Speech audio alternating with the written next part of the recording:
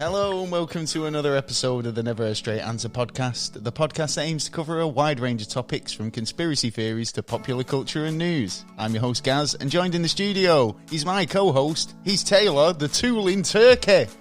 Yeah! Gobble, gobble. He loves a gobble. He's Taylor, the tool in Turkey. You know why we're doing that? Because it's Happy Thanksgiving, people. It's Thanksgiving week. Happy Thanksgiving to everyone. And I do believe Taylor the Tool in Turkey is a Thanksgiving children's book of some description, but it just happens to be your name too, so I thought that would be a great introduction. Anyway, welcome Welcome on to aboard. Another amazing episode of the Never a Straight Answer podcast. Oh, yes. Thank you for joining us, new listeners and repeat offenders alike. Hey, thanks for joining us. We love you. Yes, we do. Of course we do. Well, this week we have a conspiracy-based show for you. And who else can drop a conspiracy like the main man himself, Mr David Icke? Well, we've booked topics such as reptilians, bloodlines that control the planet for thousands of years, being controlled from the moon, living in a matrix, plus countless others. Plus, he's got a new book out this year, The Answer. We'll be looking into a bit of David Icke a bit later on. The list goes on his books. It's all very exciting. I'm sure you'll agree. But before we go into that, what have you been up to this week, Taylor?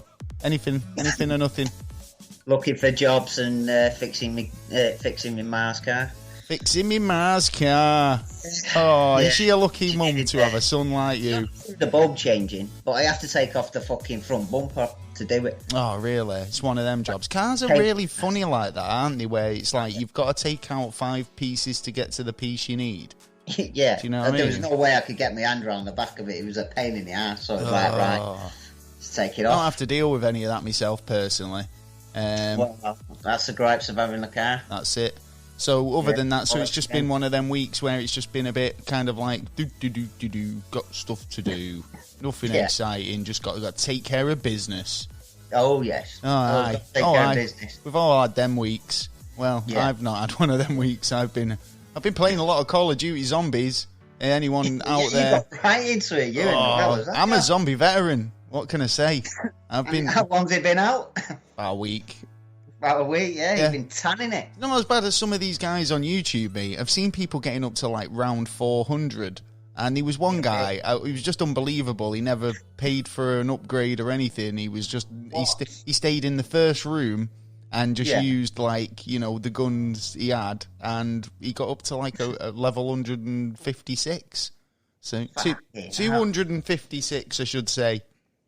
Jesus. So, it's bloody mental. But it's knowing the tactics and how to do your how the area is and what you're actually capable of. Oh, it's all good. I tell you that. Yeah, I enjoy it. It's I mean, it's one of those games. Earn a fucking shitload of money sometimes as well doing that kind of shit. It's one of them games that Call of Duty Zombies is my jam, man.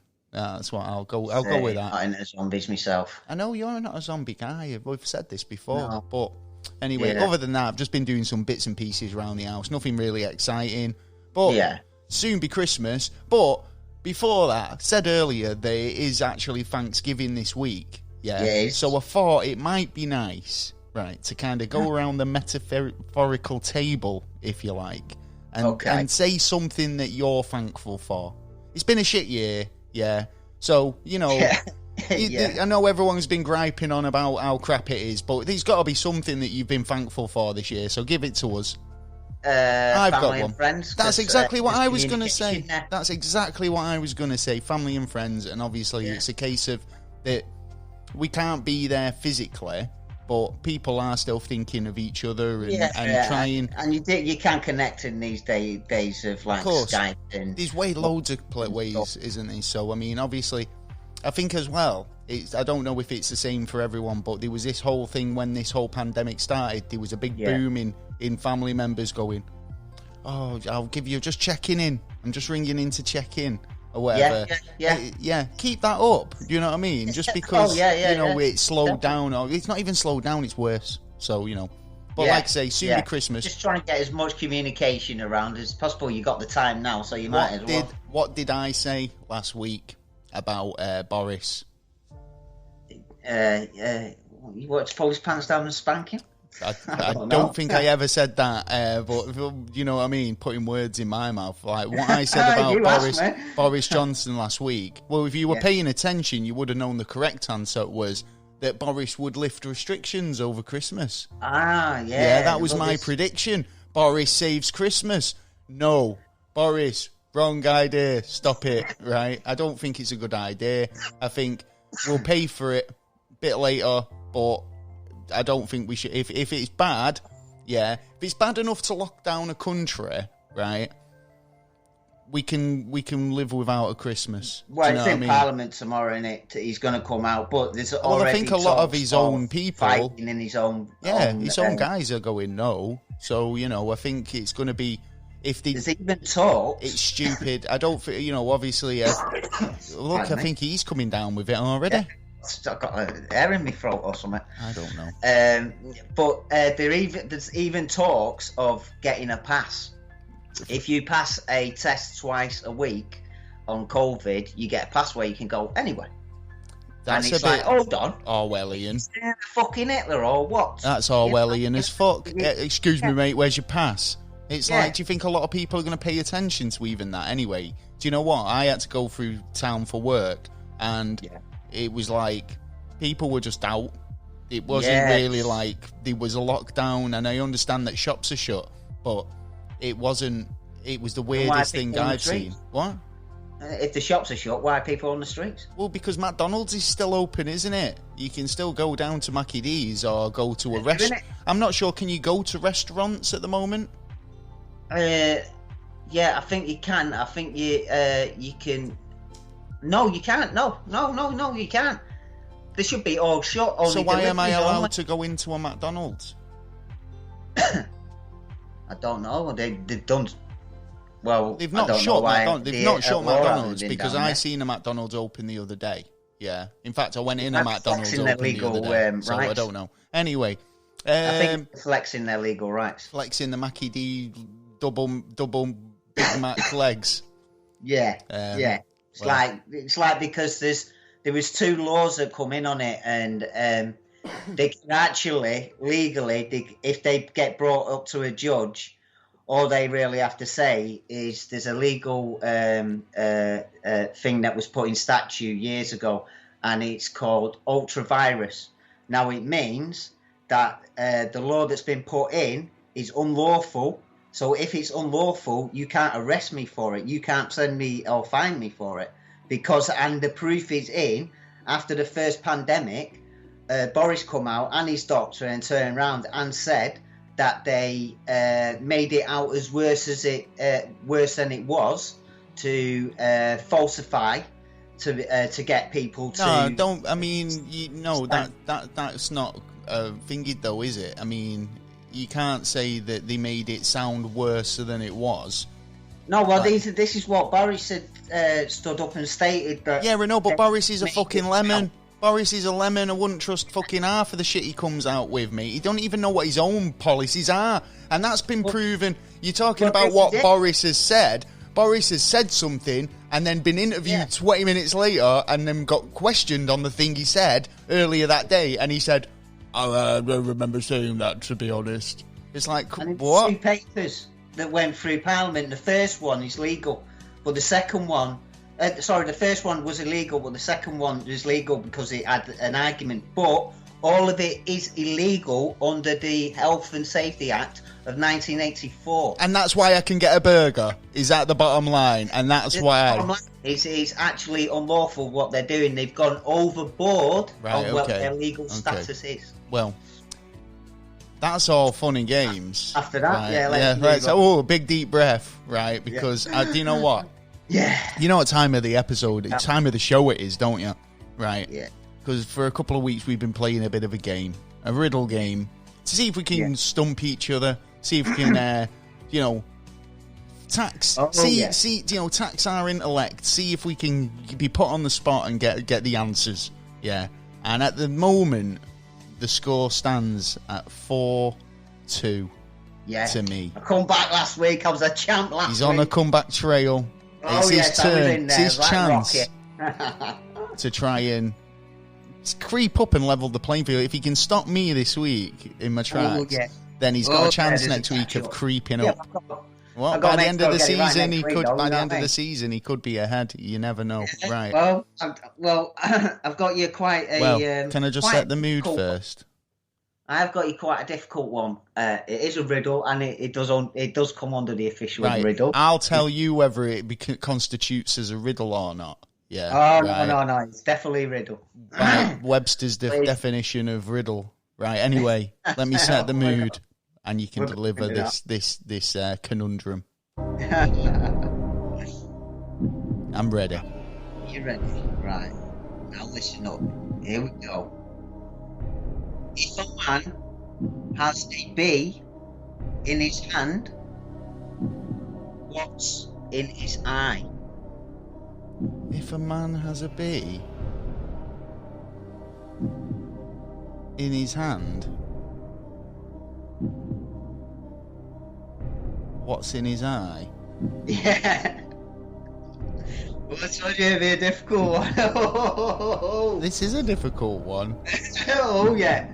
I looked high for this one. I saw it and I thought straight away. I went, bam. This is the one that's going to stump you. If he doesn't stump you, you do come up with some interesting ones. To be honest, you know, I look, and I spotted, and I went, yeah, that's for my boy Gaz. That's the one to get his head up, make him think. Because as soon as I seen the answer, it was like, that's bullshit. That's bullshit. But say it again. If a man has a bee in his hand, what's in his eye? Beauty. You bastard. Why? Is it right? Why beauty? Because beauty's in the eye of the beholder. Yeah.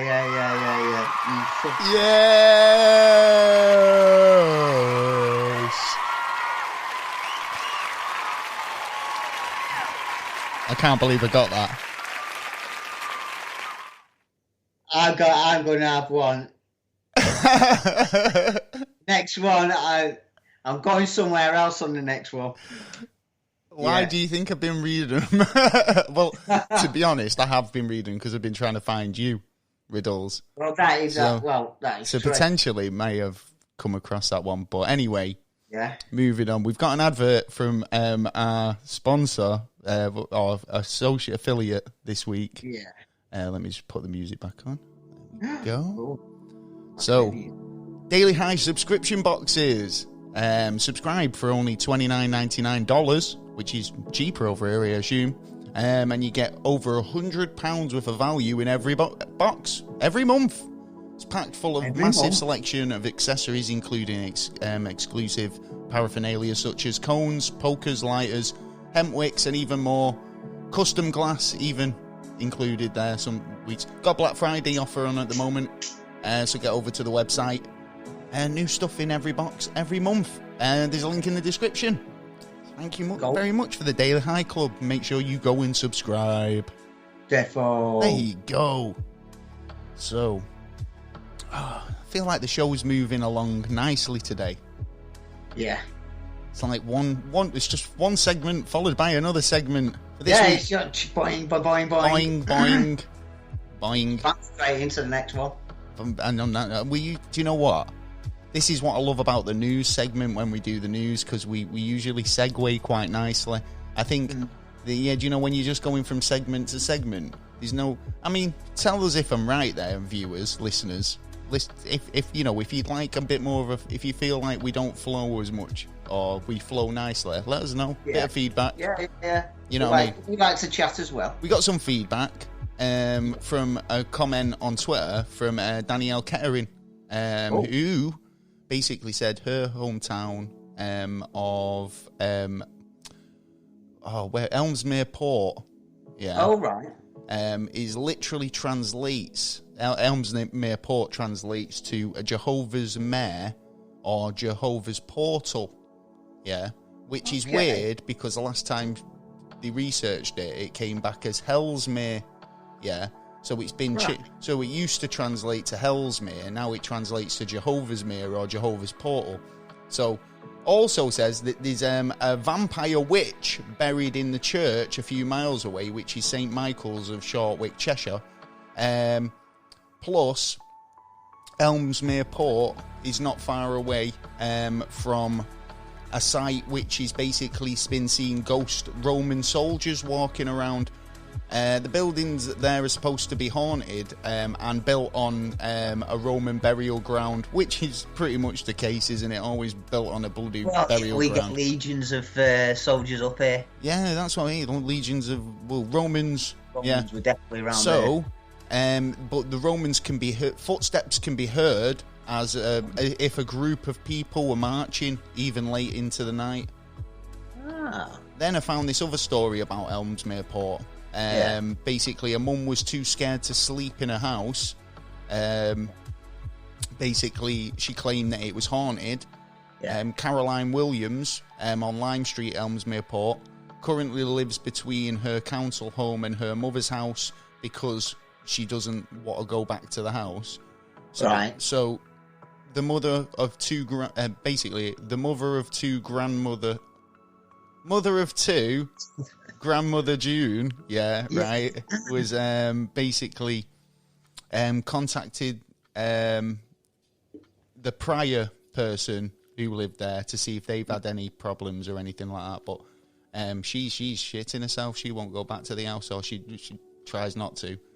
But sick, freaky. Yeah, I like the witch. I like the vampire witch. Oh, the idea of a vampire witch. I tried to look into it a bit, but I couldn't really find much on it. So if you can find me any info about that, anybody, send me it over, because I like that's not even just a vampire or a witch. That's a vampire witch.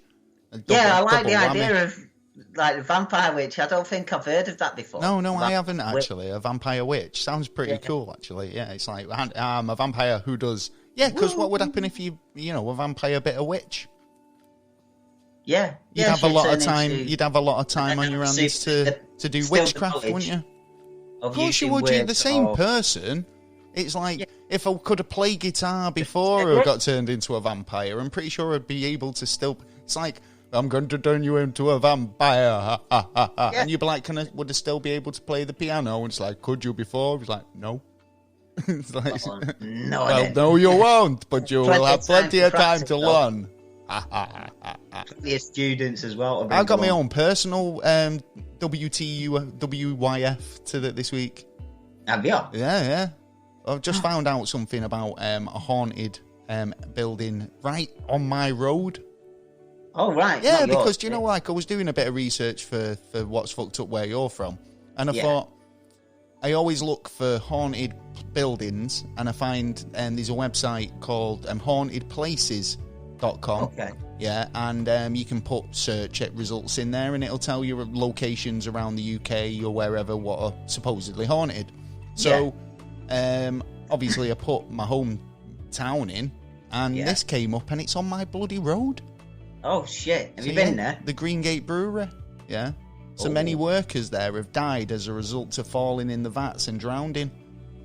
Oh shit! So there's the most commonly seen ghost includes a woman who sits on the table of the boardroom, and a woman in a brown dress in the kitchen, and a figure in a brown cloak. So workers playing a prank on the management. Well, they're trying to say basically they're actually asking for if you've had paranormal experiences here.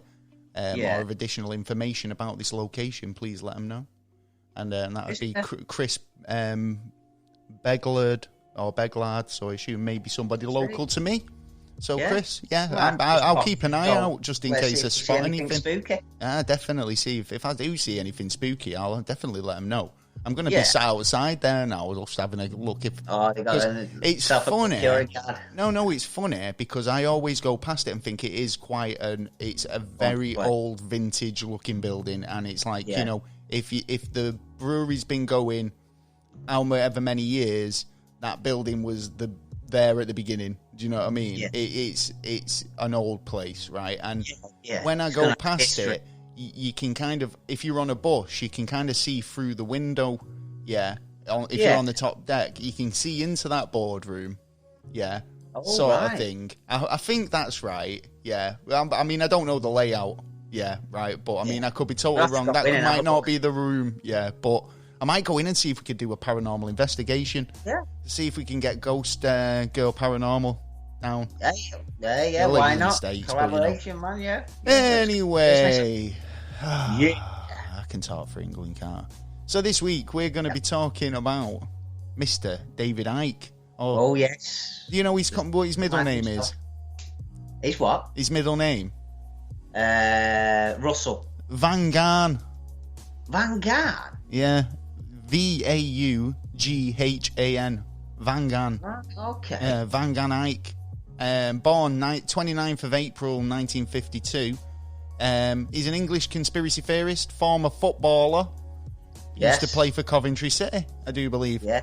Also sports pundit and broadcaster. Icke's written more than 20 books. He's lectured all over the world in over 25 countries. And in 1990, whilst he was a spokesman for the Green Party as well. Yeah. Yeah, so, I mean, he's had a pretty interesting life. I mean, but even if you took away all the conspiracy stuff, you know what I mean? He's had quite a fulfilled life, hasn't he? Well, he was 21 when he started getting problems with his knee. Well, if he did, it didn't stop him from pursuing this, because basically Icke was visited by a psychic who informed Icke that he'd been placed on Earth for a purpose, and that Icke would begin to receive messages from the spirit world. He eventually went on to Wogan, the show. Yeah. Yes. He appeared. Famous show. Yeah, famous BBC primetime show. Wogan, which was a talk show where you basically, not a shoe, man. No. Yeah, right. Wogan. I used to watch Wogan. Everyone watched Wogan. Wogan, he'd basically just grill him, but he was very kind of like ask those the hard hitting questions. Yeah. He appeared on the show. And then basically announced that he was, the son of Godhead. Yeah, yes. The son of Godhead, and that he would be soon be basically getting messages about earthquakes and tidal waves and how to prevent them. He was getting predictions and all this. Yeah, he went on Wogan and ended up becoming basically a bit of somebody who would be ridiculed. People basically started to, from a bit of a respected sort of football pundit, he knows what he's talking about, that Icke fella. You know what I mean? So suddenly he was like a pariah. Yeah, it was like, oh my God, has David Icke just turned around and said front page news the next day? You know what I mean? But I like the way, I like the reason why he did that. At what? I absolutely love the reason why he did it, and the reason why he did it. Go on. He took away caring what other people thought. I totally agree with that. He doesn't care anymore. No, but I don't care, but I still wouldn't. I mean, the fact is, it's like, if I cared, then I wouldn't put this podcast out every week. Yeah, because I'd scrutinise it every week. Yeah. 20 years ago, I would have never done anything like this. But what I'm saying is, it's like, when you care too much, it restricts you from doing stuff. I don't mean like when you care too much, it restricts you. When you care about what people think of you, it restricts you from doing things that you want to do. Yeah. Yeah. Right? Yeah. Now, it's chaos theory. Now, even though I still agree with that, yeah, right? Yeah. Now, what David Icke's turning around and saying, well, fair enough, yeah, if he believed, that's what I'm saying, what he believes, yeah, and the fear of coming forward with it are two different things, yeah. Fair enough for coming forward with what you believe in, but what you believe in is reptilian overlords and messages from the other side and predictions, and this is what you're... how it starts. Do you know what I mean? This is how it started, right? Where he's saying this psychic, it's flipped his mind where he's basically, I'm only assuming, do you know, I wish David was here to answer these questions for me, right? Yeah, because they'd be straightforward, man. But how I see it is, somebody's told him that he's here for a purpose, and all of a sudden that was life-affirming enough for him to go on Wogan and say, yeah, I've been chosen, I'm the Neo, I'm the one, blah, blah, yeah? Do you know what I mean? Yeah, it's a bit rich turning around and saying, like, well, you know, the new Messiah's here, get me, this is what I'm going to do, blah, blah, you know what I mean? But, like, the way that he's been... what's this Son of Godhead?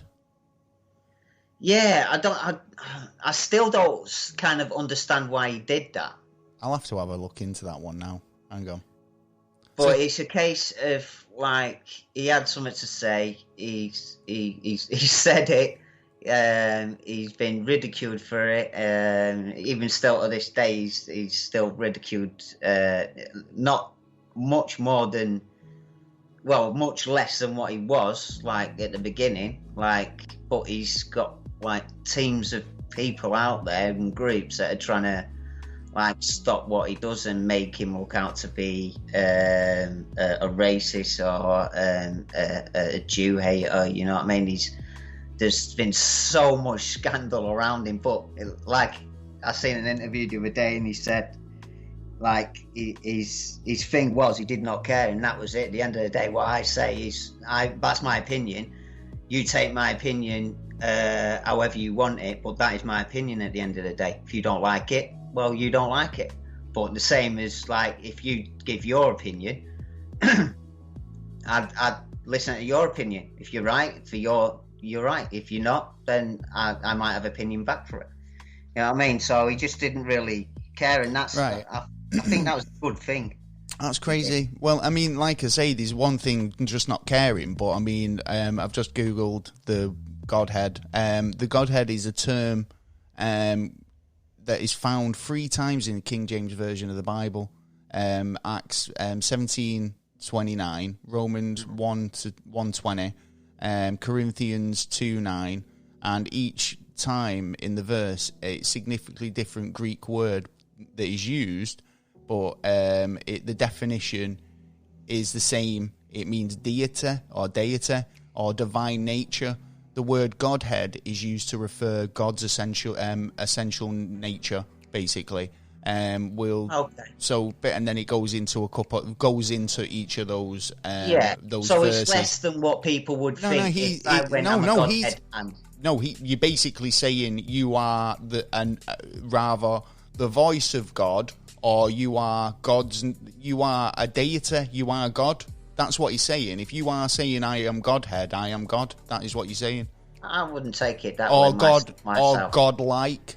Do you know what I mean? Yeah. I walk in God's. Well, no. Vision. He's saying, like, you know, it's been used 3 times. This Godhead, and it's always meant divine nature.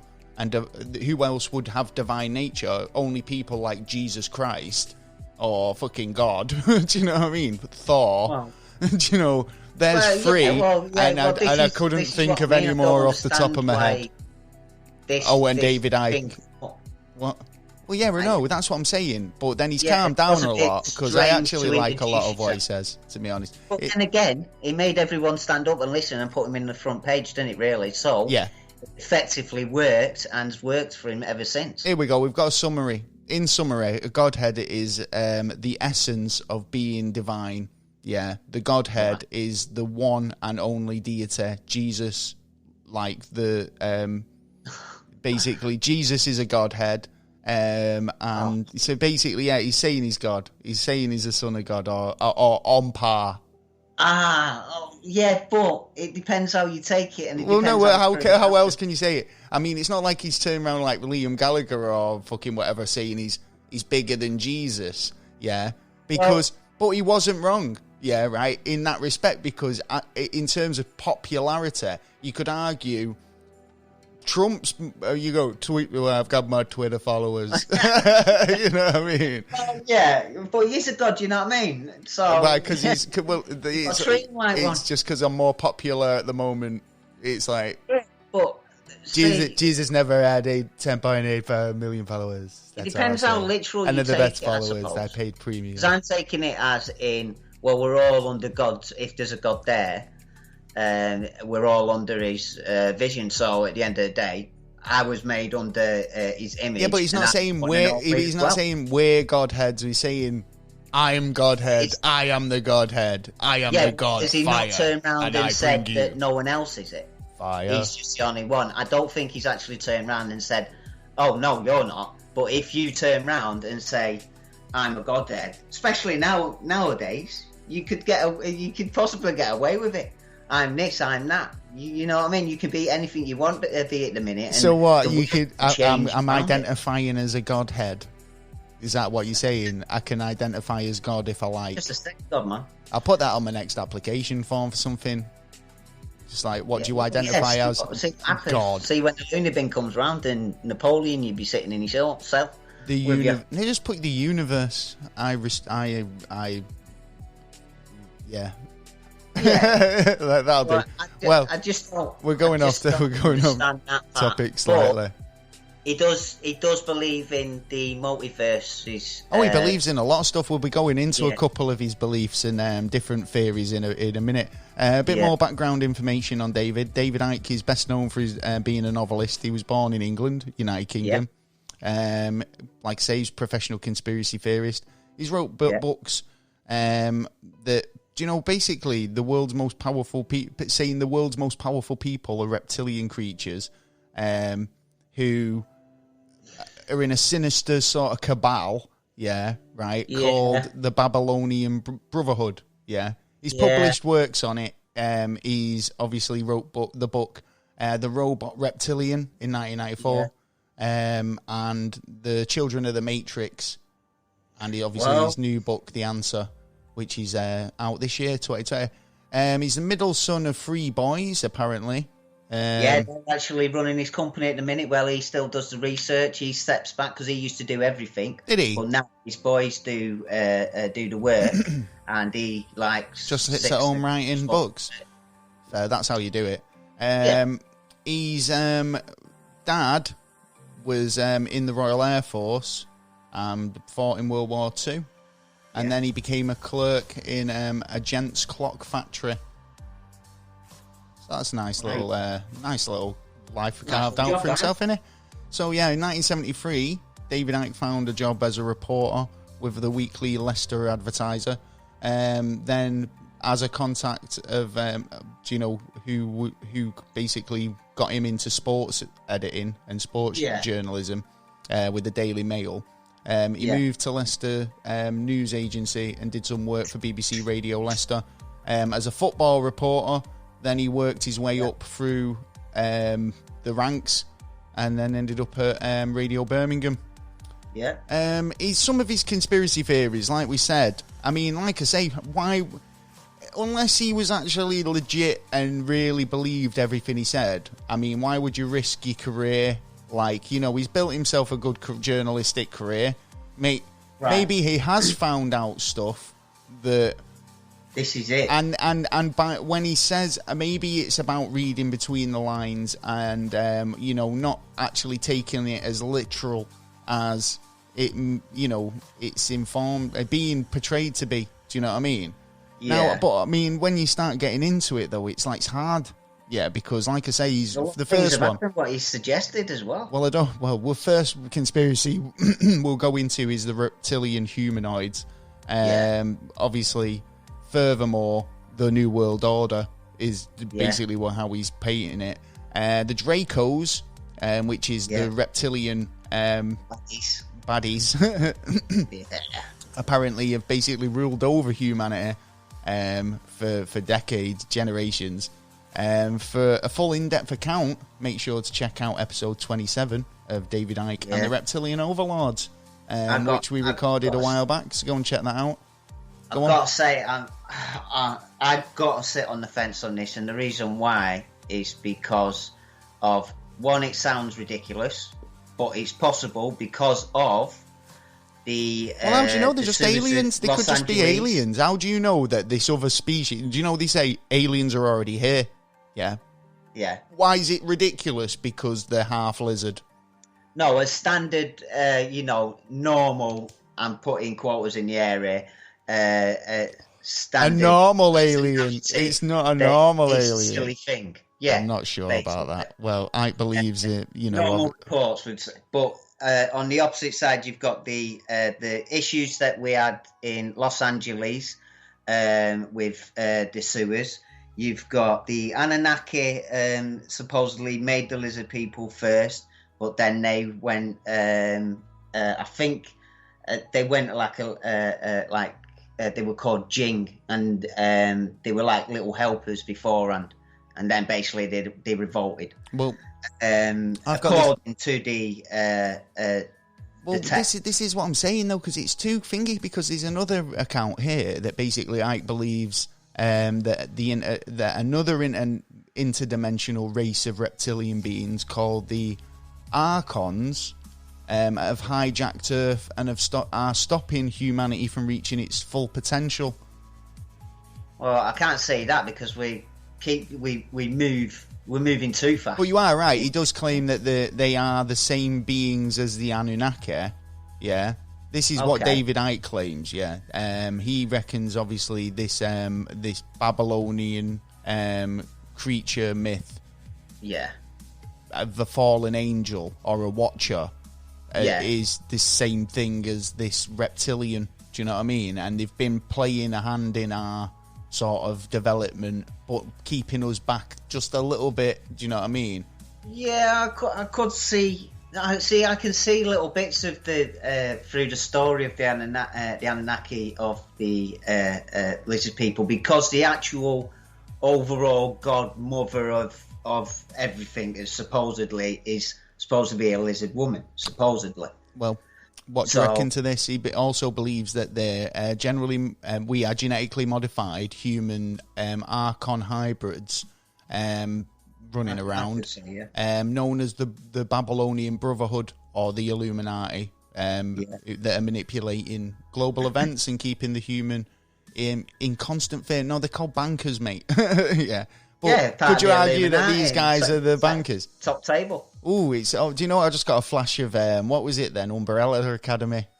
It just left me on a bit of a cliffhanger. Yeah, you want to watch that. It's got Illuminati vibes. We've done and told people about these kind of groups and what they've been up to and what their aftermath wants to be. In The Biggest Secret, one of Ike's novels, he identifies the Brotherhood as basically the reptilians from the constellation Draco.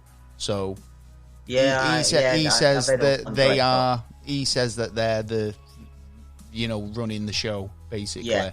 In an interview with David Icke, he says when you go back to the ancient world, you find a recurring theme.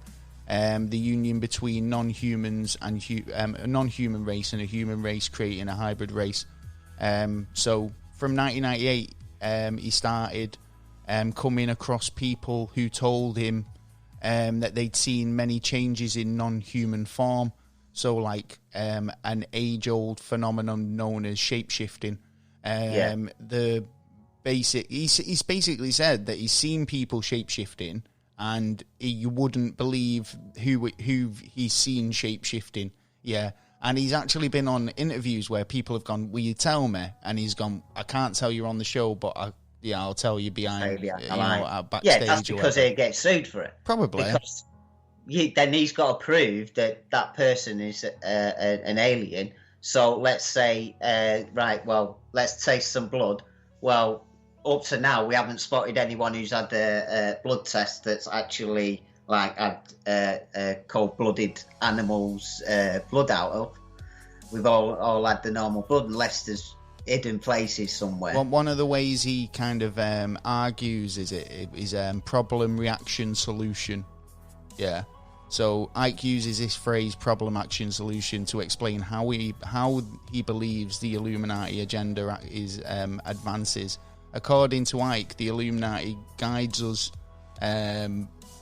creating false problems, which allow them to give basically the solution to the problem. Yeah. Do you know what I mean? Like, so you could, if you wanted to argue, because I mean, he has actually. We'll go into it a little bit later on, but there's a bit about kind of the COVID 5G conspiracy, but you could argue in that problem action solution, scenario that this whole COVID fits quite nicely in there. We'll create a pandemic. We'll create a panic. Then we'll give them the solution. Do you know what I mean? At that point, the economy's fucked. Everyone's on the knees.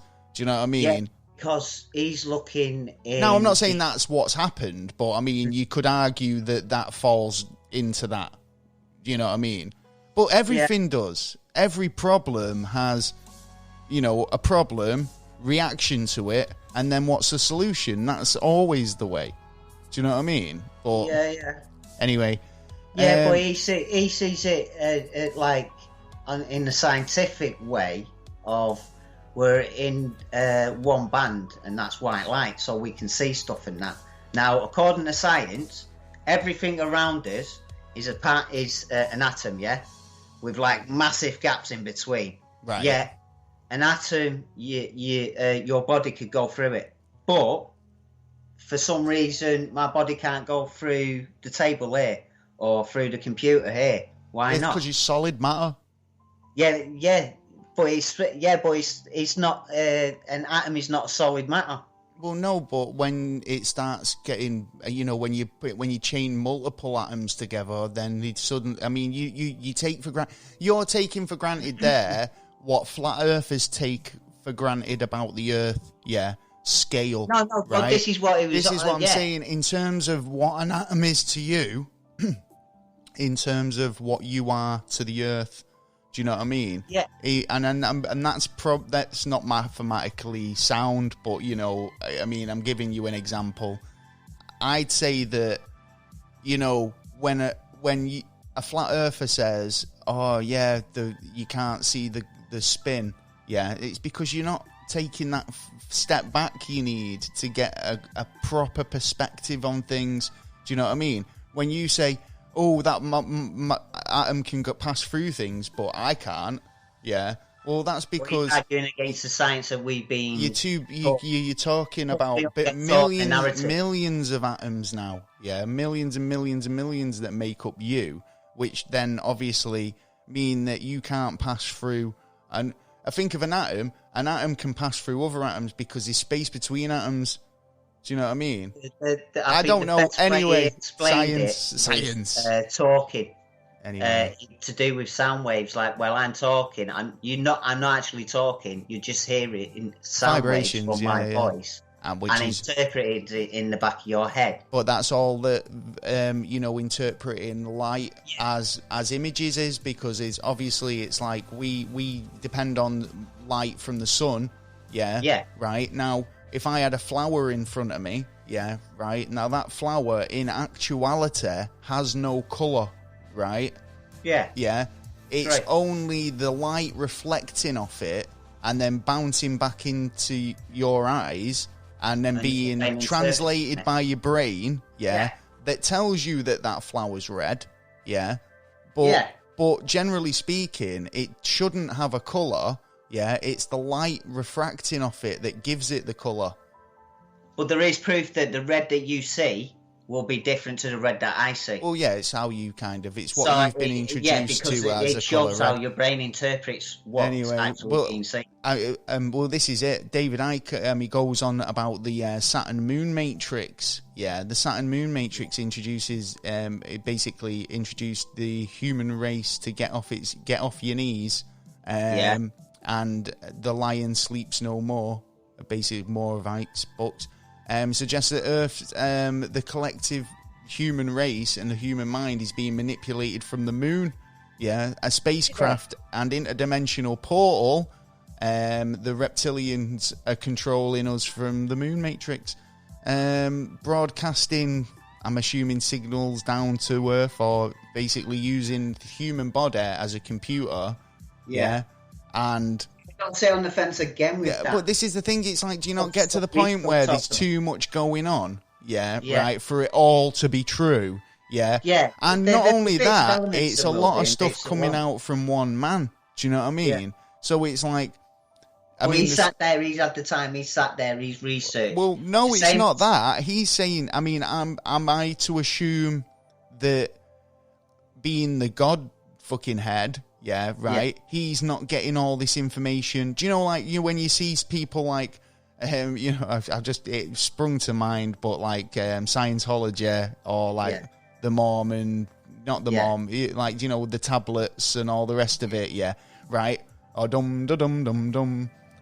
Basically, how, you know, somebody said, "Oh, I've had a divine fucking experience. An angel came and spoke to me and handed me this scripture or handed me this information."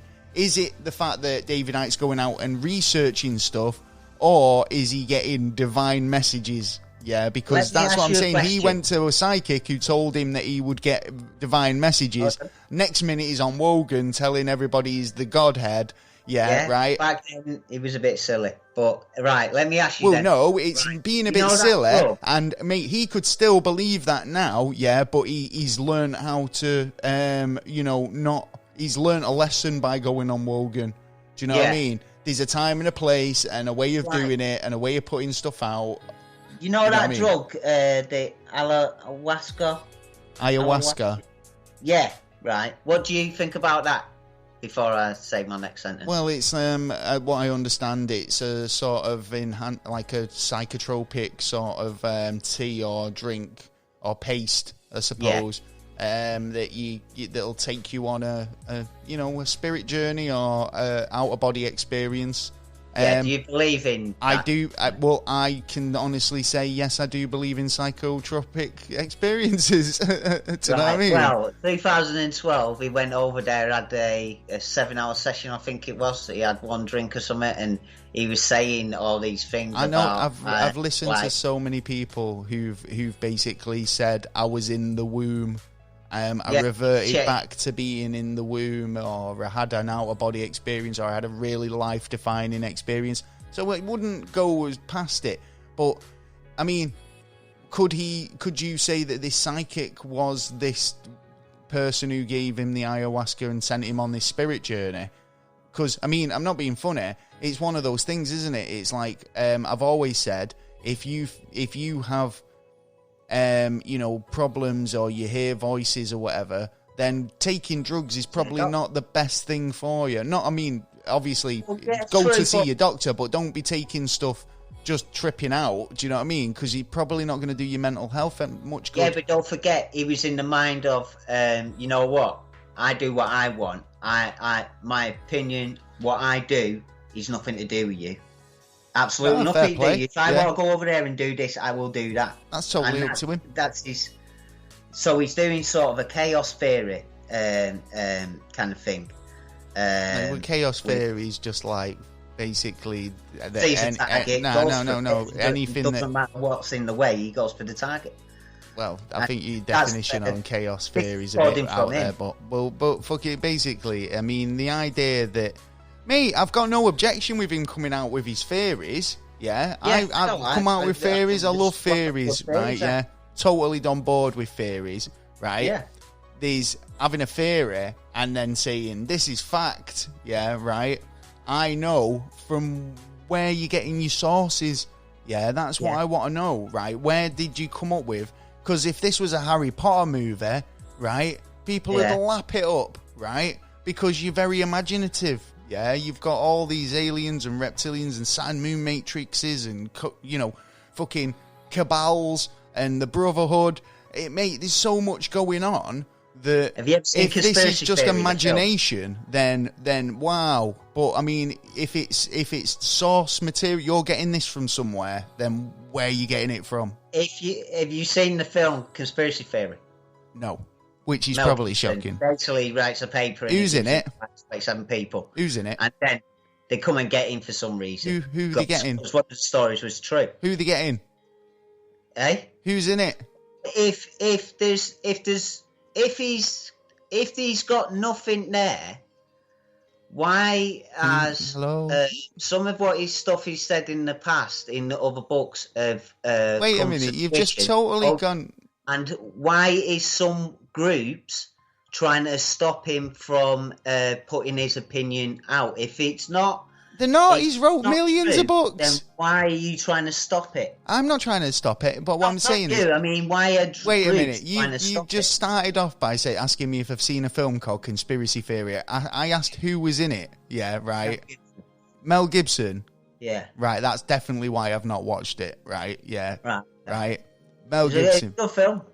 Now, I mean, I get what you're saying, and obviously he, was like, oh, I'm assuming in this Mel Gibson movie that he was all like, oh, I know something, and people are trying to stop me from putting it out.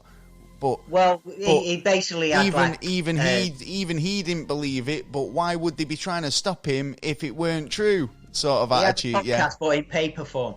And it was there was like only about 27 people. I'm not disputing what David Icke's saying. I'm saying it's fantastic, and I mean, if it's what you're saying is true, then I'd love to know where you're getting that info from. But if it's just a case of that, I mean, just to be fair, it's one of those, isn't it, where it's like, well, if it's just coming to you in visions, it kind of takes away a bit, because it's like, well. Ooh, there's no concrete. Over at the beginning, people believed he was a bit of a nut job, but then as time went on, things that he was writing down that he'd foretold that was carrying on, and the stuff that's going behind our backs, and were coming true. And it was like, hold on, what's going on? And he actually has a sort of a right way of putting stuff across. Like, he knows how to talk. He knows. Yeah. He's great. He's great at it. I mean, but he's got a lot of claims. That's what I'm saying. It's like one of his claims on this. You got to think about it, and it seems to be like, it's like schools. From schools, you have to have your child going to a school who are putting that child on a narrative. Now, if you want... Yeah, we've talked about that. I totally agree with that, You know, I totally agree with, but that's, again, right, I agree with learning to learn and learning to think for yourself, right? I think school isn't there... I mean, I'd like them to teach you more a diverse, wider array of skills, stuff that might actually help you going forward, but they don't. They've got to think, we've got to give them the basics, got to teach them to read, teach them to add up, teach them some science, right? Now, they teach them widely believed sciences, right? And like Pluto being declassified, a lot of kids were taught stuff that isn't necessarily true now, right? Yeah, changes generally every 7 years. What scares me, right, is schools that aren't in the curriculum. Do you know what I mean? Yeah, schools that spout shit like that. Yeah, what say, the school systems are teaching our kids. They're not teaching our kids that they taught my little Johnny that the Earth's fucking round the other day, and I don't agree with that personally. So therefore, little Johnny shouldn't agree with it. Yeah, so I'm putting him in a school that does agree with it. Yeah, so then you get a load of people who were educated one way and a load of people who were educated another way. And that's the only way we go forward. No, that's kind of going... and letting the minds be free to actually be able to do I agree with being free, but there's agree with logic as well, mate. And it's like, right, there's logic states and logic dictates that there's, majority of people... It comes to a consensus where majority of people agree that this is the right way of doing things. Yeah, right? Yeah. It's like, how do we open this banana? All right, well, the group says you unzip it. Right, don't eat it all. No, the group says you unzip it. Right, well, I'll unzip it then. Yeah, right, that's how we work. That's how we've always worked. It's not a case of that, oh, shit, I've been doing it wrong this whole time. Yeah, right? But the problem because this one guy says. Yeah, but the problem has always been that the narrative, you've got to do it one way. well, actually, you could have done it 7 different ways, but you're not allowed. As soon as you step out of that narrative, then the narrative is straight back into it. The narrative is right.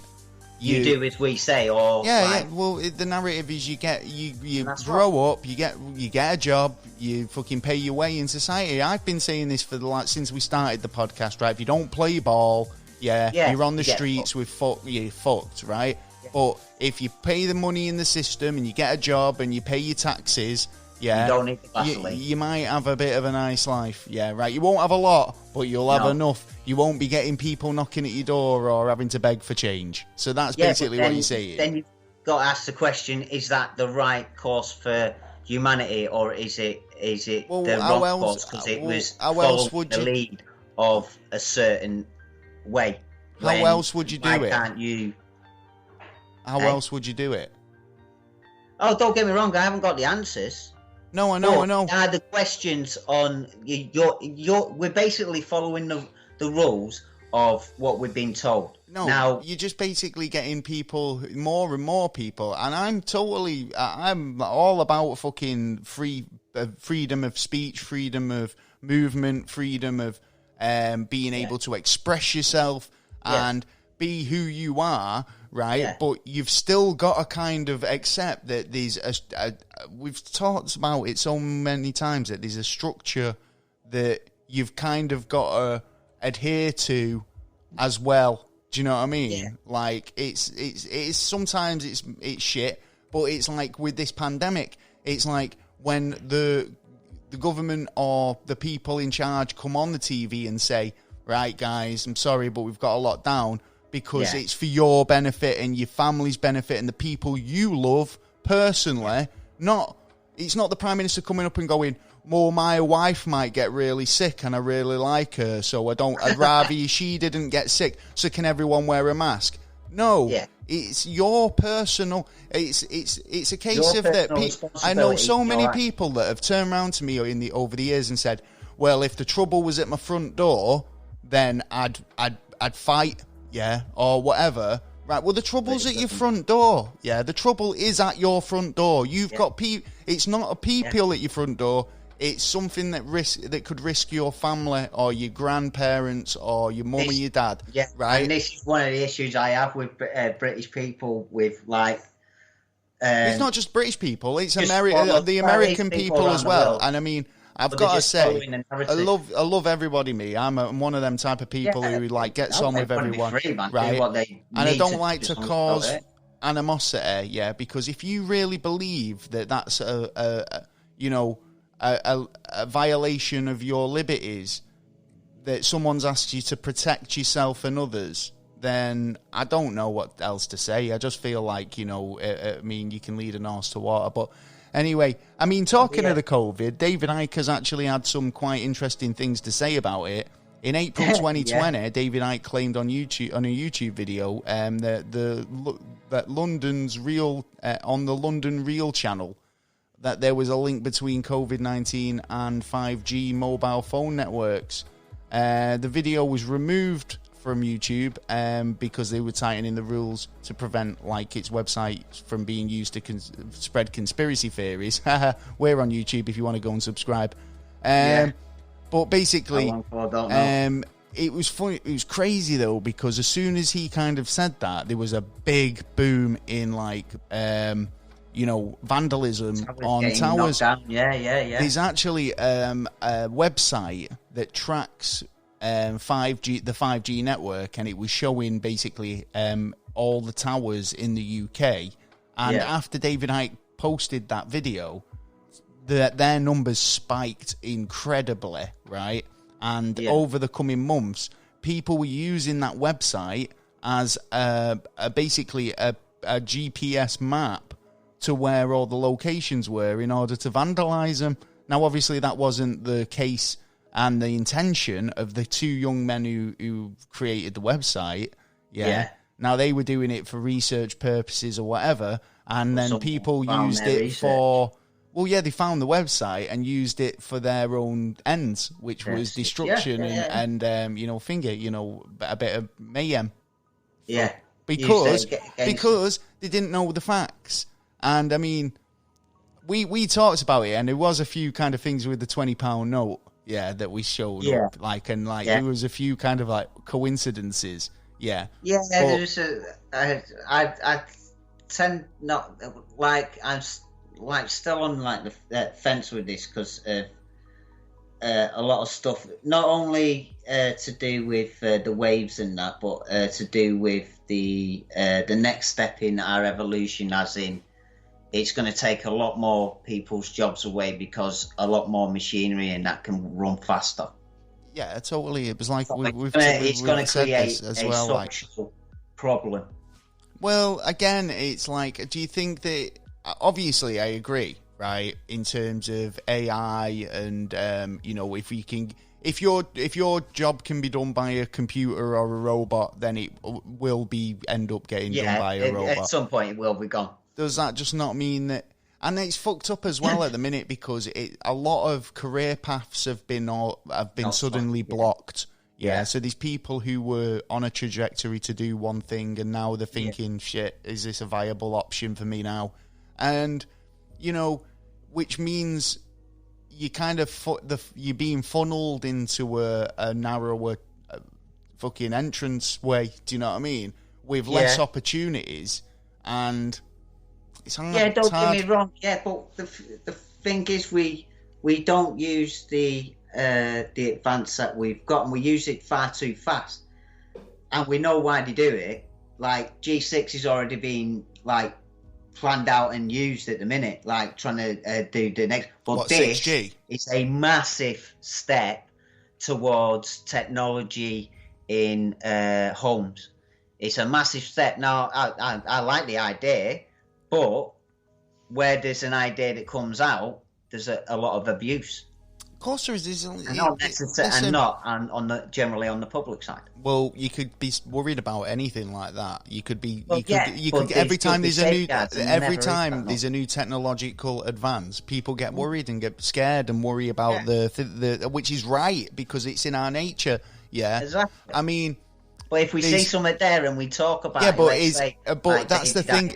This is the point. What I'm trying to make is that there's a group of people, a percentage of people who don't think and act first. Yeah, right. Yeah. By tearing down these 5G masts. Yeah, right. Totally. Now, obviously, 5G was kind of cancelled. To an extent, right. They've pulled Huawei from from their contract, which China's probably not happy around being that it's a Chinese government-owned company. In America, they're buying. I think 2 companies have bought it out, so it can be used in America. Well, you see, that's just again. It seems like that's a bit of a bullshit move because it's like. Have they bought them out, or have they just bought shares in it and said, "Oh, well, almost like a franchise"? I think they've separated it like a franchise, but the information can't go to China. Yeah, you see, that's because it's like that TikTok thing all over again. It's like that TikTok thing all over again. I don't know. I'm not sure. And if China are not taking it, I guarantee the American government's taking it. Maybe. Yeah, well, they take everything. They take everything you do now. There's like Google and that all the everything. Well, what's happening in the UK about 5G? I mean, these adverts on at the moment about the new mobile phones on the largest. I mean, EE we have over in the UK. Face of correct. Kevin Bacon is the face of EE, and They say that that's a 5G network, the biggest 5G network. Yeah. So that makes me think that 5G is up and running. It's supposed to be up and running in London. But how is it? Because it is up and running in certain cities at the moment. Yeah. It had been running, but when Ike had talked about when it first come up, he said Wuhan was the first place, and that's where a connection. For COVID. Yeah, that was true, actually. I heard that.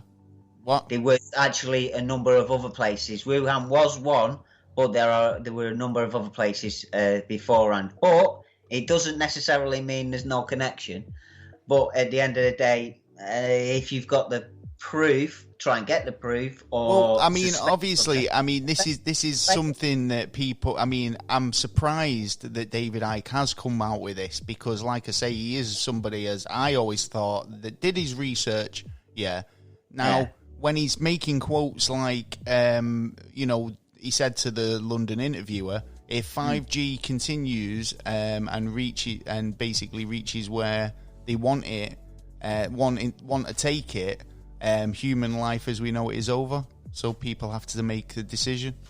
I sort of agree with it on the threat of the AI, in terms they're of trying to take more powers away from us and like put us into a more deeper narrative. Well, you are chill with the narrative. Like basically, it's like I understand what you're saying.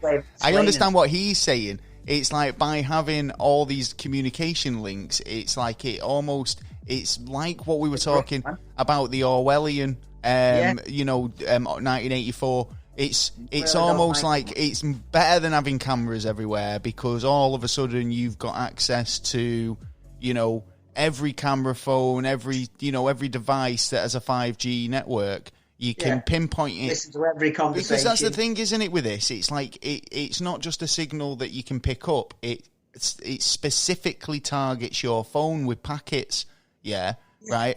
Or your device. It comes exactly for that device, There are extra things in your phone that you don't even realise. Like there are little bits in there. I think I might have said the story before. Can you give me the narrative? In the phone. And getting the all the details of the phone, and then found out there was a piece in there that shouldn't have been in there. Right. And it's a case of there's little things like that. There's loads of types of things like where what was it? Things come up though, so stuff isn't always as shady.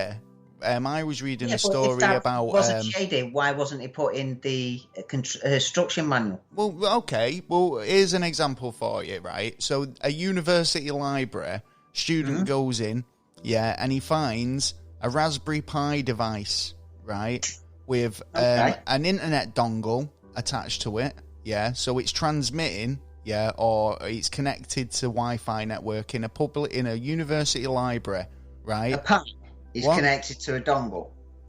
A Raspberry Pi is a computer, right? Okay. It's a computer motherboard, right? It's used to make small computers. You can use it for anything. You can program them to do quite a lot of things, right? Okay. It's a circuit board, basically, right, for your layman's ears, right? So it's a circuit board with a Wi-Fi dongle attached, right? And this student's found multiple devices hidden behind bins, stashed away, in that library. Would you say that was suspicious? That it was stashed away? Yeah.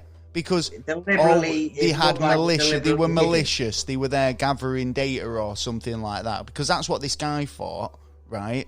Now, when he went to an expert on these devices and he said, "Can you work out what they programmed it to do?"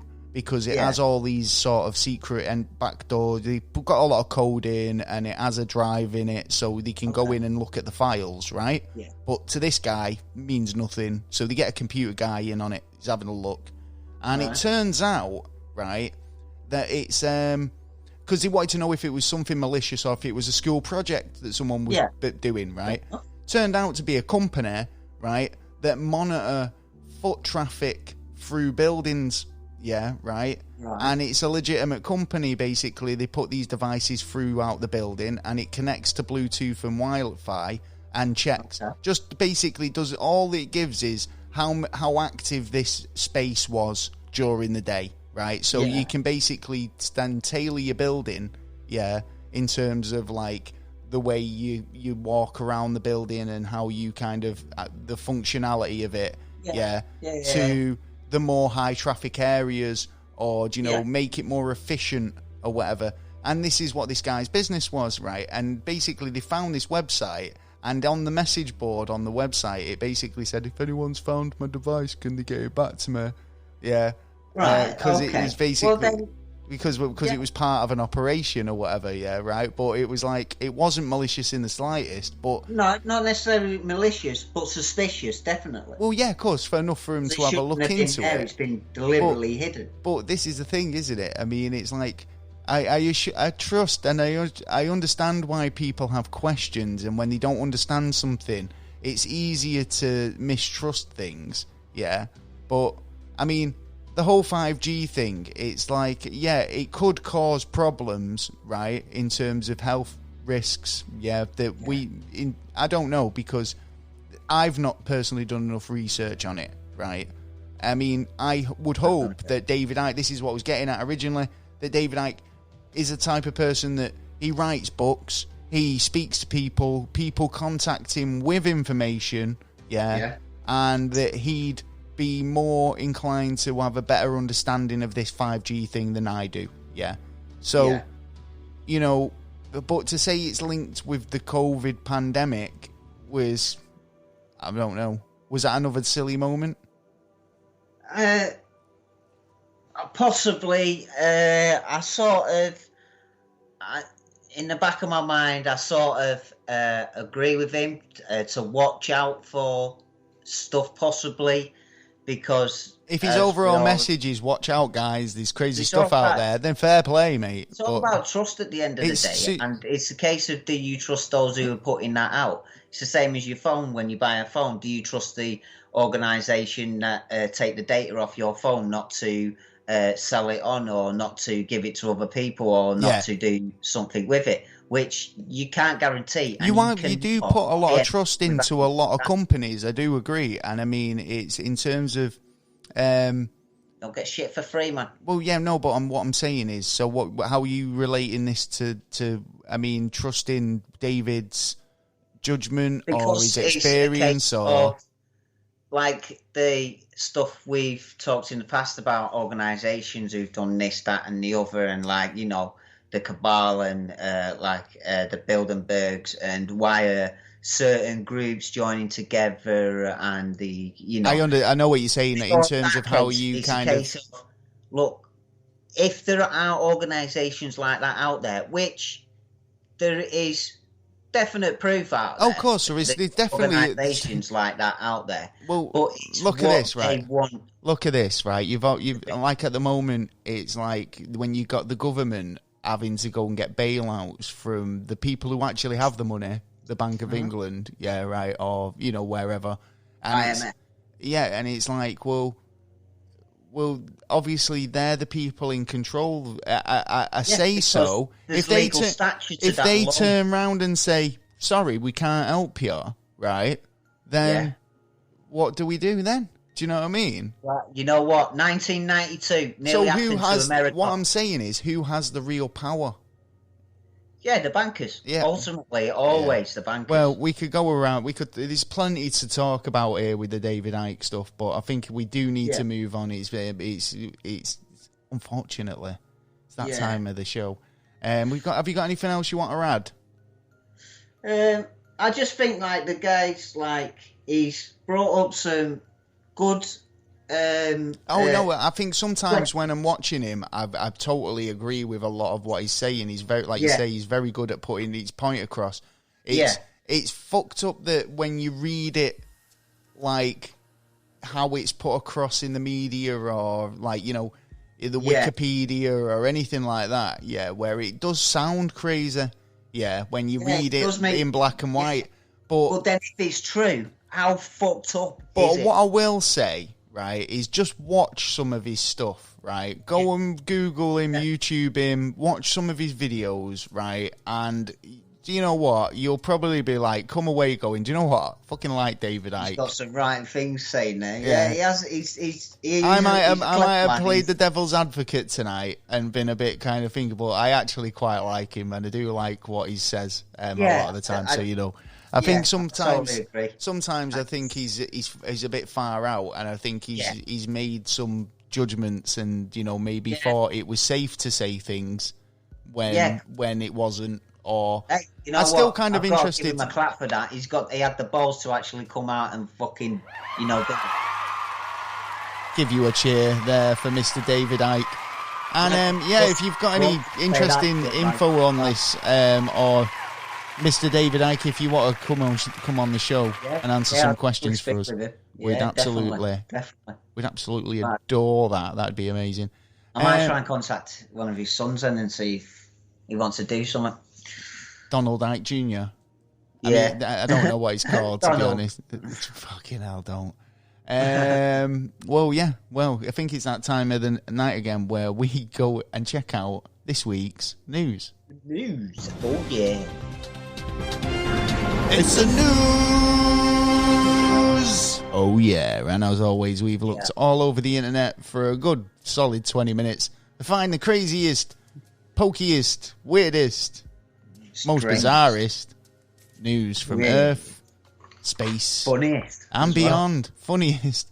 We've got some absolute fucking nutters on the news tonight. It's been one of them weeks. What can I say? Would you want to start us off? Have you found some interest? You said funny. I'm intrigued. Oh right, all right. Come on, cat. Cat's just bloody zoomed past my face all over the laptop. What the fuck? Go on. Did you get a starfish shot? Come on. Yeah, it was like, hey up. Oh, this is the moment Richard Wilbex wrestles an alligator. Pigeons. Sorry about that. Went up for sale. One called New Kim in China. New Kim in China, right? Well, sorry, Belgium. This racing pigeon was originally from Belgium, so there was bids started from like £200, and finally we had two Chinese fellas, Super Duper and Mr. Hitman, spending a lot more money than they, I suppose, should do over a bloody pigeon. It's a prize-winning bird, though, is it? Yeah, apparently it was like my Formula One champion. Yeah. See, my cat had a pigeon the other day, and I felt awful. Do you know what I mean? I hope he wasn't a bloody champion. I can feel even worse. Do you know what though? It's mad when it's your pets. I found this story of a guy. You might have heard a little bit. He's a Florida man. Tell you how much it went for. What is pigeon? Pigeon, 1.4 million. Seriously, 1.4 million for the pigeon, and Super Duper won it. Oh fucking hell! Well done, Super Duper. Yeah.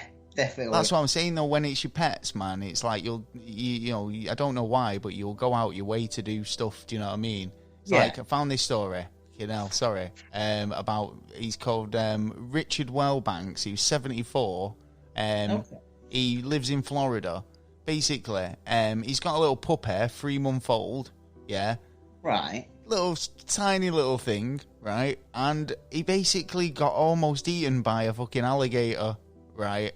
There's a video online of it where a crowd of 12 people gathered in front of this bench pier thing, basically. And they filmed it, but basically he told CNN that it just came out of the water like a missile. He said he never thought an alligator could move that fast, but it basically had the dog in its mouth, and he wrestled the fucking alligator, and saved the dog. The dog jumps out of its mouth and burns off while he's like still in the water, like fucking crocodile Mick Dundee. Fucking hell, mate. And he's done it, smashed it. He must have got out of it then. Well done. 74, fucking champion. Do you know what I mean? You can't fucking beat that. He must have dealt with crocs before. I've dealt with crocs. I know he didn't even know one could move that fast. Do you know what I mean? So he's definitely not. Well, yeah, and surprisingly, he can move fast. He can. For a 74-year-old. Took the dog under. Pretty sprightly for a 74-year-old. That's good going. That's loving your pet, that. Yeah, there you go. So, sorry, have you got anything else you want? Any other funny stories? I've got funny stories coming out of my ass. I got another one I don't know. Is it funny or not? Right. Go on. Last night in London, when at 10 o'clock, when all the pubs and bars shut, loads of people decided, let's have a game of cricket. Why? Just for an improv game of cricket? Yeah, why not? But worked in World War II with football. Or like stepping away from each other. So is it good? Is it fun? Is it good that they got together and, you know, made a little bit of a jolly for like 20, 30 minutes? But then the chance is, if one person's got it, now several people have, and now it's going to be spread. Which side would you say that should go on, the funny or the serious? I'm not sure. Because it's partly both, I'd say myself. Yeah. It says, they could have spread out a little bit more, but then again, it was like, yeah, but this is the thing. The funny thing is, it's like I went past, I think it was a schoolyard, and there was a load of kids playing football. But because the kids are allowed to go to school, it's PE, yeah. So it's like they're all playing a game of football, and they're allowed, you know, because they're in school. So what's the difference? I don't understand. The laws and the rules on this lockdown in the UK this time round have been so kind of weird that no one's behaving like they're on a lockdown. It's just that shops are shut.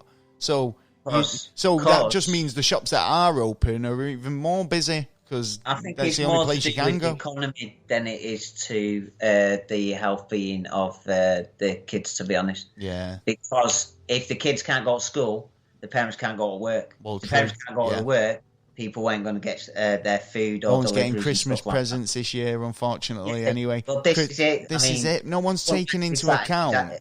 I've got to say this, right, and this might be a bit of bad news for some people, but no one's taking into account this year that although, you know, we're in a COVID year and all the rest of it, Santa, unfortunately, has, you know, underlying health issues. So, you know, and as much as he'd love to come out, and he's not got it, but as much as he'd love to come out, he can't, because he's got a fucking shield. Mrs. Claus is having none of it. Do you know what I mean? Yeah, but Boris may open the borders for, they reckon up to about 4 days. Do you reckon that's what? Yeah, but that's not a good move. That's what I'm saying. Do you know? Anyway, fucking. It's not, but it's better than nothing. I've got this story. Now it's getting winter time. Canadian officials have a very important message for you. Yeah. Oh, well. Right. So if you're out in Canada, take heed. Yeah. Listen well. Because Canadian officials do not mess about. They'll set the Mounties on your ass. Yeah. So officials in Jasper, an alpine town. Oh, get my tongue twisted. Alpine town. Alpine town. Sorry. Officials in Jasper, which is an alpine town in Canada. Yeah. Alberta. The Alberta province. Yeah. Right. Has asked for motorists to avoid allowing mooses from licking their cars. Licking their cars? Yep. Why the fuck are mooses? You've got signs up, don't let the moose lick your cars, right? They put food there or something, so they come along and fucking insurance. Moose love salt, So, when they've gritted the roads and the cars are all salty, the mooses are coming over. Yeah. They're obsessed with salt. So one thing they need is, you know, they go looking for the mineral to get it in the body. And so obviously, that's why they're going to be in the roads in the winter time. Because they're looking for the salt. Oh, plus they've got they get salt lakes in the park, but they realise that they can also get it off the salt, basically the spreaders that spread, splashes onto the cars. Which way shall I go? Shall I go towards the road or towards the lake? Well, they'll just see a car and just fucking the road's 5. What? The road's closer. I'm going to the road. I'm going to get me salt. Well, it just means that they're coming in more into the road as well. Yeah. Do you know what I mean? Yeah, so it's a bit more dangerous. There's moose everywhere. So that's why you always see films where they're knocking mooses over and it's like, what the fuck? Yeah, well, it's obviously the risk of the animal the road, man. And the driver. Do you know what I mean? Yeah. You don't want to kind of crash into each other. Moose and cars are not a good mix. No, it's like possibly eating into a fucking bus. Fucking moose. One of them fucking they're things. Huge. big things, man. Imagine one of them landing on your fucking bonnet. They've got. He's give them a salt patch. Do you know what I mean? What they should do is if they're that right, okay. Here's a fucking a bit of a thing for you, Canada. Yeah, a solution. A solution to your problem, right? Yeah. What you do is you get salt blocks. Yeah, I'm sure you can get them. They're like salt rock. Yeah, or just get a big finger, bore a hole in it. Yeah, tie it to a tree. Yeah, and if they're that, fucking intelligent at getting the salt, they'll find them. Yeah, make sure they're off the road. Don't put them on the tree line. Road because you want to get them away from the road. Well, you want them to be wandering towards the road looking for salt, and then come across this tree line of trees. Yeah, with all these salt lick things on, and it's problem solved, isn't it? There you go. You can have that one free of charge. Make the road salt less salty. But how do you do it? Low salt? I don't know. Low salt, sodium, you can't kill slugs with it. Another ingredient to actually try and disguise the smell of salt. Bear piss. But it still actually does its job. Bear wee. Bear wee? Yeah. Oh, yeah. Well, there's plenty of fucking bears there, so, Stick some salty bear wee. I don't like to go and catch one and say, like, a gallon of your piss. Well, I found this. Actually, thought this was really weird. Yeah, this is an actual chef. It's called the Outro Chef. Yeah, the website. Yeah, and it is a bit weird, mate. I've got to say. So basically, what you do is you can cultivate your own food, right? From your own cells. And they produce, do you know, like they can produce your cells and turn them into anything you want? So they turn them into basically steak, meat. Yeah.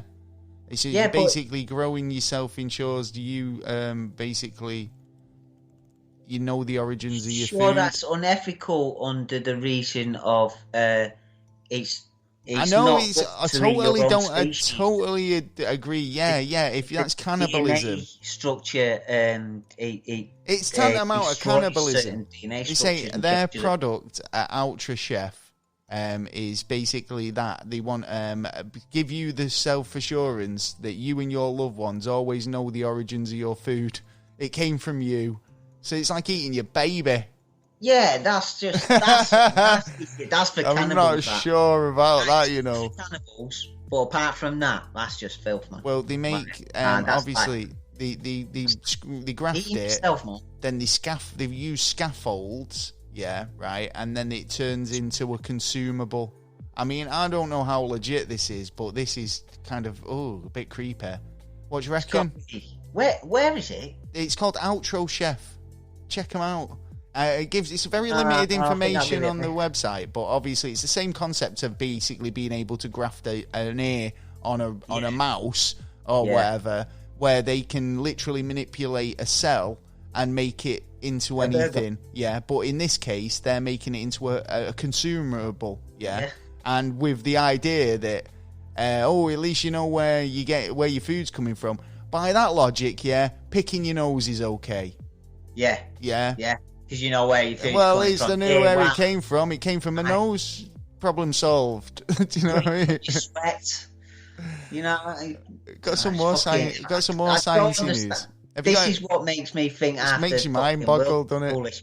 That's what I'm talking about. Yeah, and you don't understand when I say fucking is a lot of fucking weird idiots that think some things are a good idea. Shit out there, man.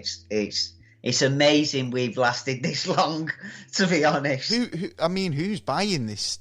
It's like... Well, it'd be rich, won't it? It'd be like one of them, I think it is the royals that, you have a rare animal, you go out and kill the rare animal, and the society you eat it. Just to eat it, just to be in that sort of...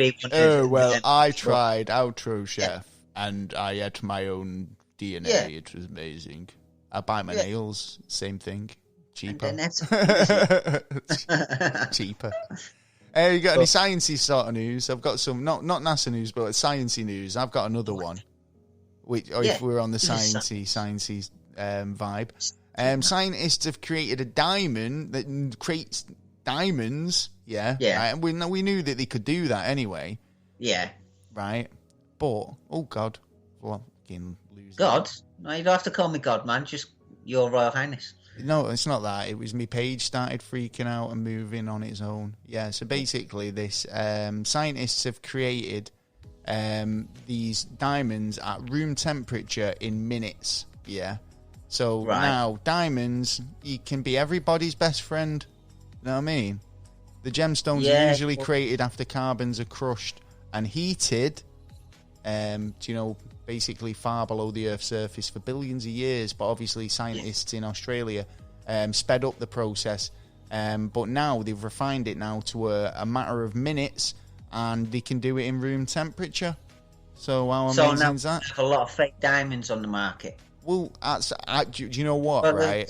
I'm not even joking. I've got somewhere when stuff I've acquired over the years, but I've got a few stones in a box somewhere, right? Yeah. And every time I find one, I always think, is that a real one?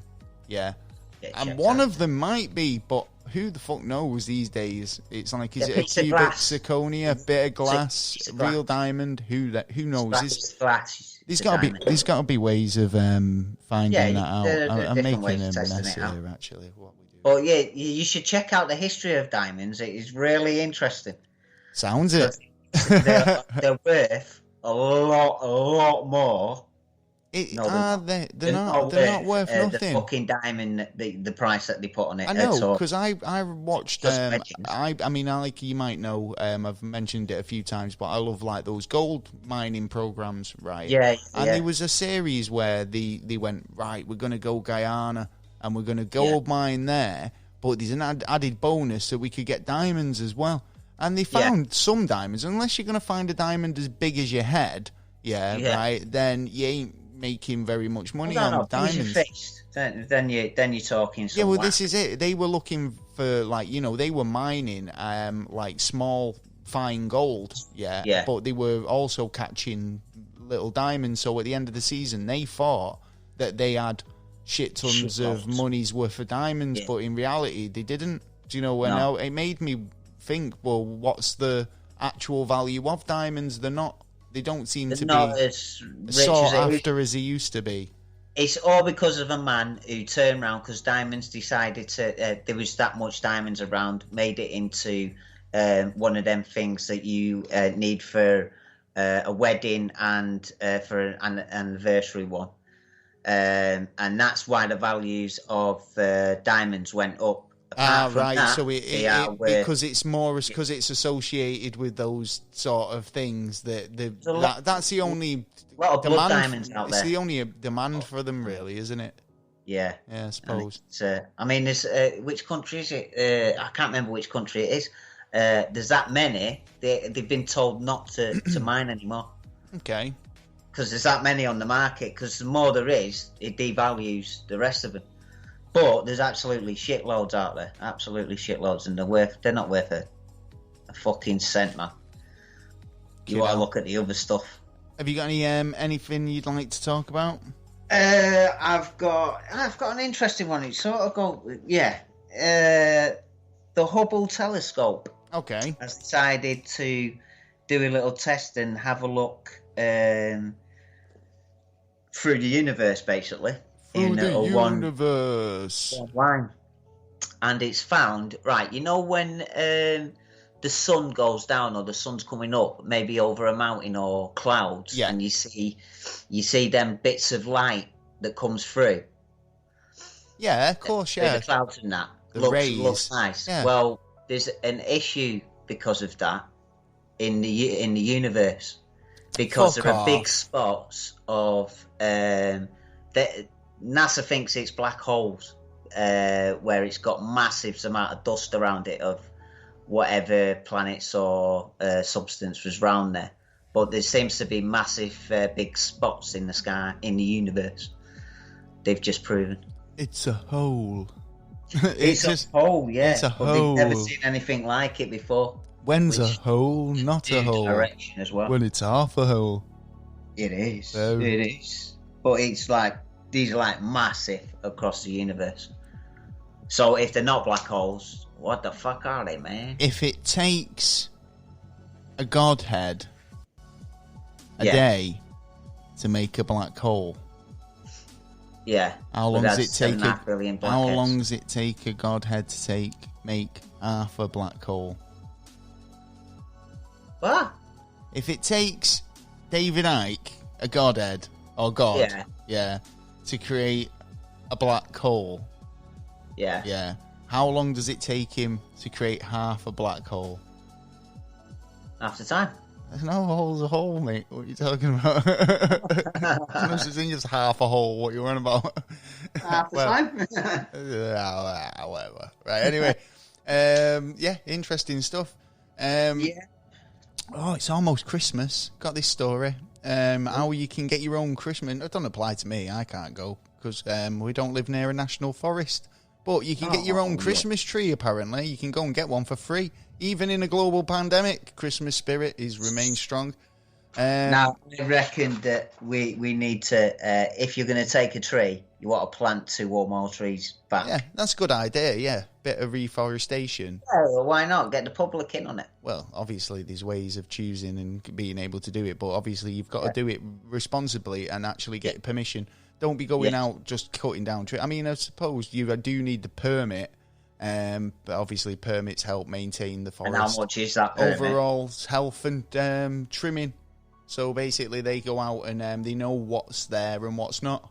Because if you've got a permit to cut down a tree, then you can't even cut it down yourself. See what society come to, man. You can't even cut down a fucking tree. If you're going to go, well, it's not that. It's national park, innit? But they're not saying you can't. They're saying, of course, you come and cut you down your tree, but can you just register and make sure that we know you're coming first? Do you know what I mean? You know there'll be boys out there going, fuck registering, I'm going to cut. I'm sure there'll be a few. I'm sure there'll be a few. But I like the idea that you can actually go over to one of the forests and cut down your own Christmas tree. Just make sure there's no squirrels in it. Yeah. We've all seen. Do you know it's one of my favourite films, that? Christmas films. Christmas Vacation.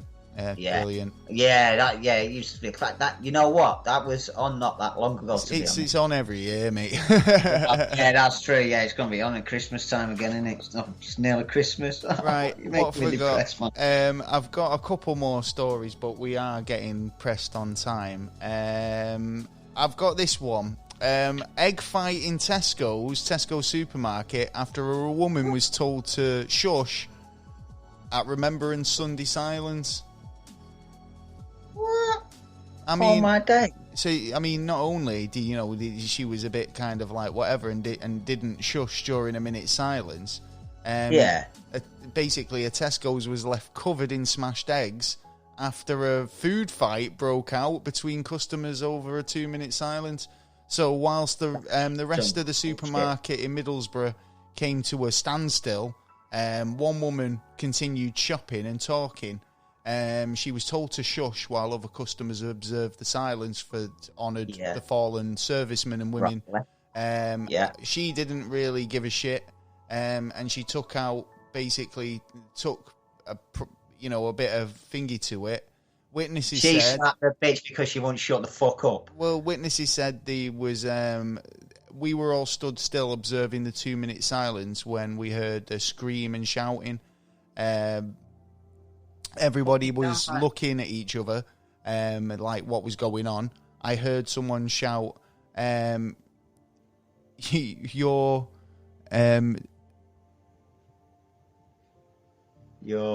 this." I heard someone shout out, "You're distracted my mother. You've distracted my mother," or something like that. Yeah, I think that's it just doesn't make sense to me. She added that there was smashed eggs all over the floor. So basically, it seemed like she's been assaulted by fucking... Because she won't shut the fuck up. It's a matter of respect, isn't it? A police spokesman said that... Oh, God, my computer's having a freak out as well. I do apologise. So a police spokesman said following a verbal altercation... reportedly involving a man and a woman and another 2 women. Yeah, a man allegedly assaulted the two women. So I'm assuming that he threw the eggs. You know what I mean? And he's been done for assault.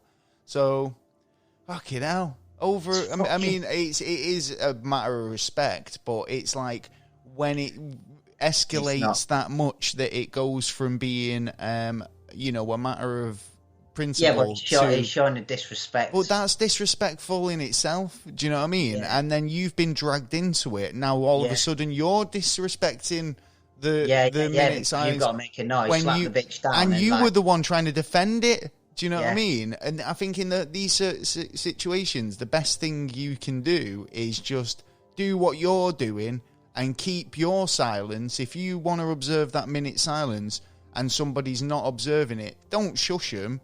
Yeah, just when you finish, turn around and call them a prick. Yeah, do it afterwards. Yeah, just literally, right? Everyone around the person just. Everyone else can see how much of a fucking inconsiderate prick they've been. Yeah, right. But you've not been drawn into it yet, and you can say your piece after the fact. So you know what I mean. Yeah, could have been handled differently, but I do think it is disrespectful. People can get round up though. Yeah, definitely. Have we got anything else we can talk about? We've got some NASA news. I've got moose. Moose. No, I haven't licking your car. Yeah, moose. Oh, actually, I've got this one last story before NASA news. Yeah, for 15 years, Sweden thought enemy submarines were invading its territory. Yeah. Yes. I know. Yeah, I know about this. Go on. And it turned out to be Russian herring subs. farts. What? That's what it says.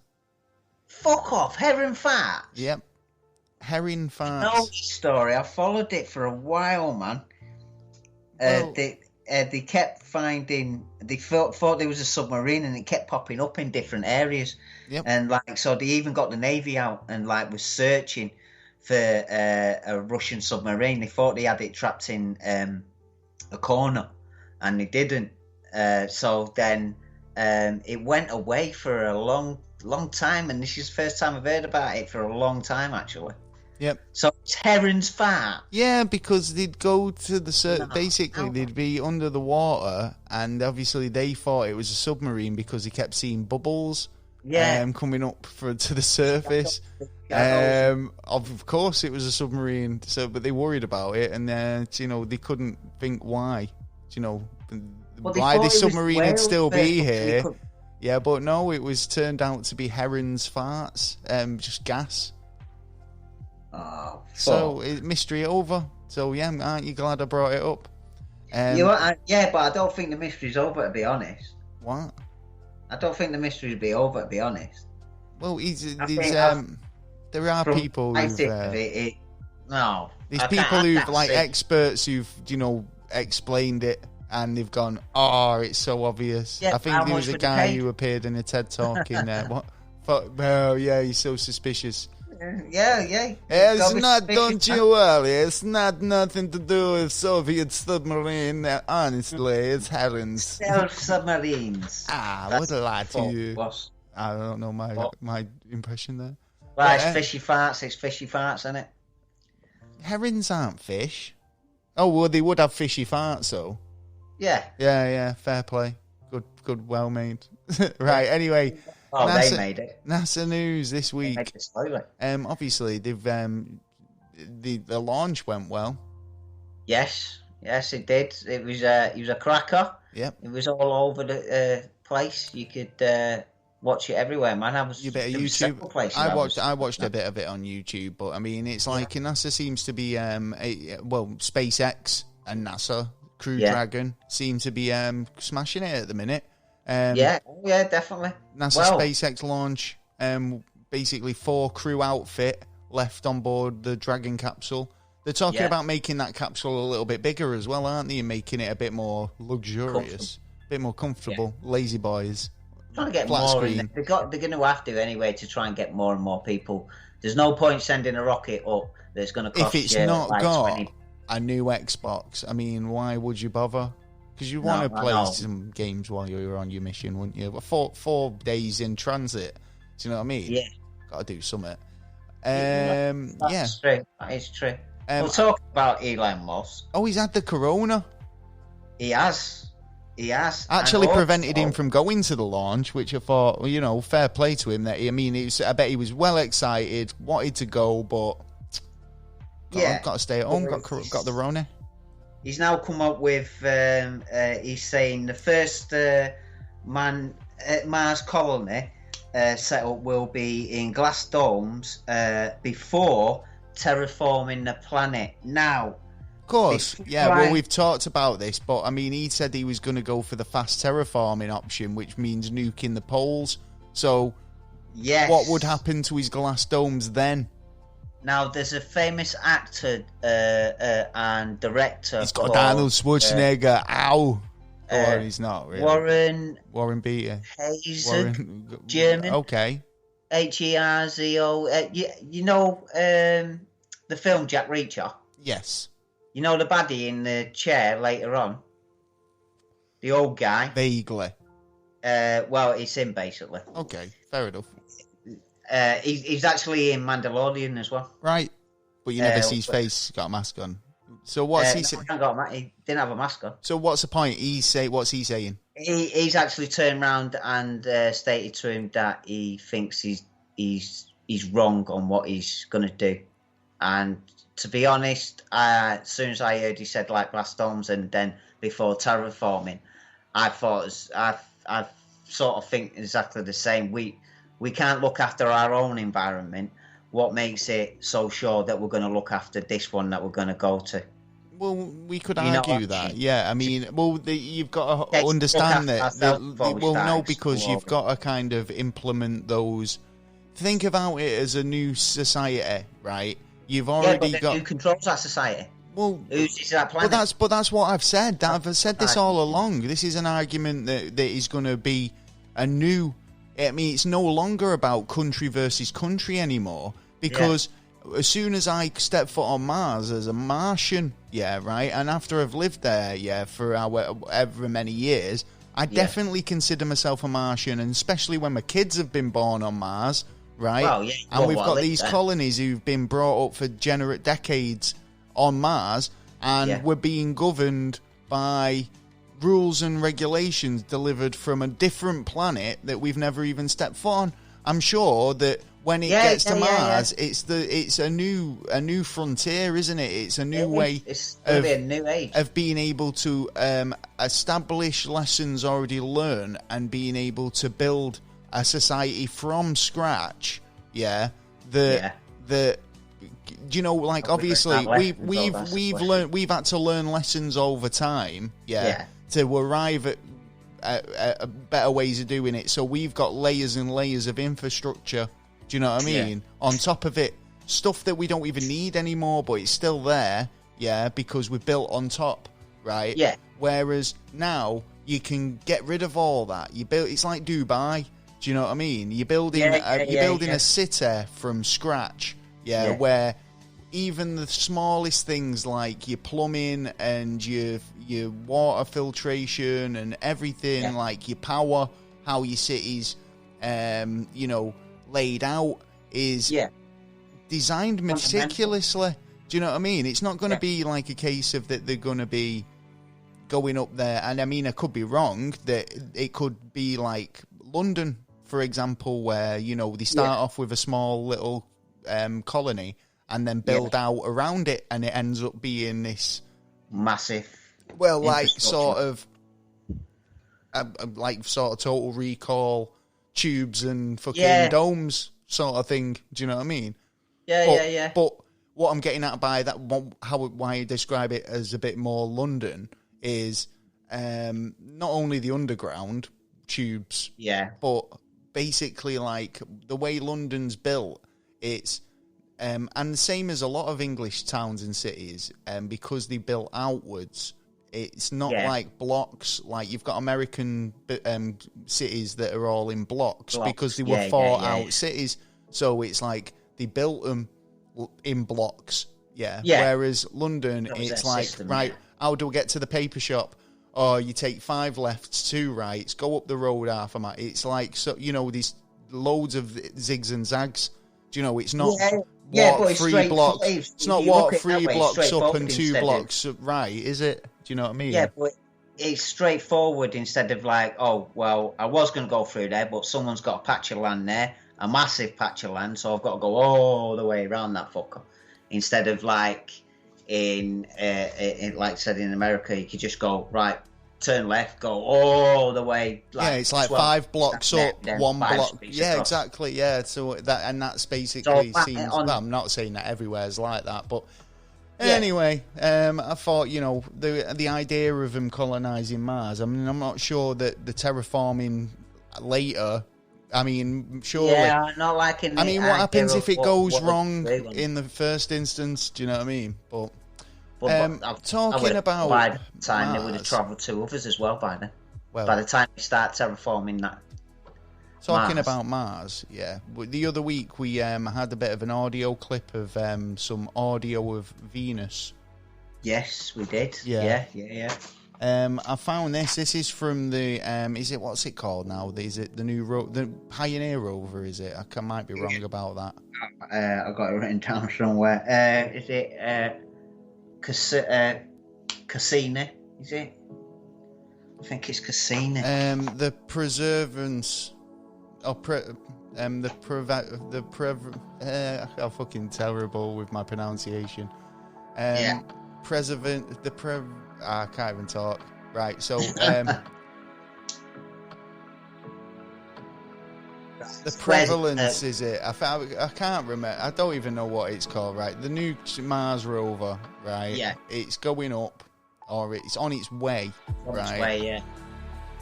Smoke too much. That's what my problem is. Right. Anyway, I've managed to find some audio of what space sounds like. So basically, you've got the rover going over.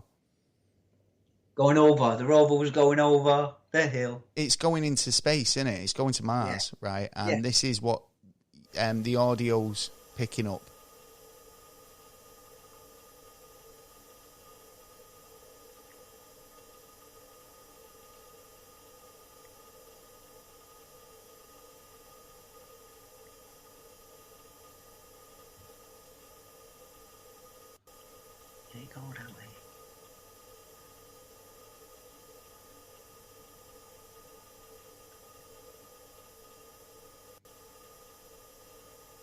So that's space sound, right? That's what space sounds like. The whirring sound is actually coming from the rover's heat rejection fluid pump, basically, that's located at the rear of the starboard side of the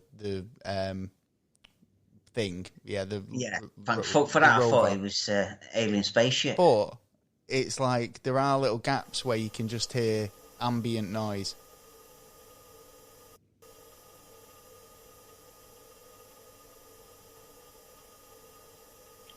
Quiet, isn't it? Space for you.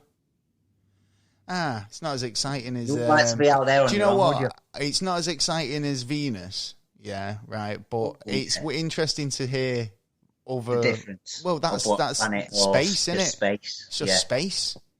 Weren't expecting to hear much, but it's a shame that there's so much noise from the actual thingy itself.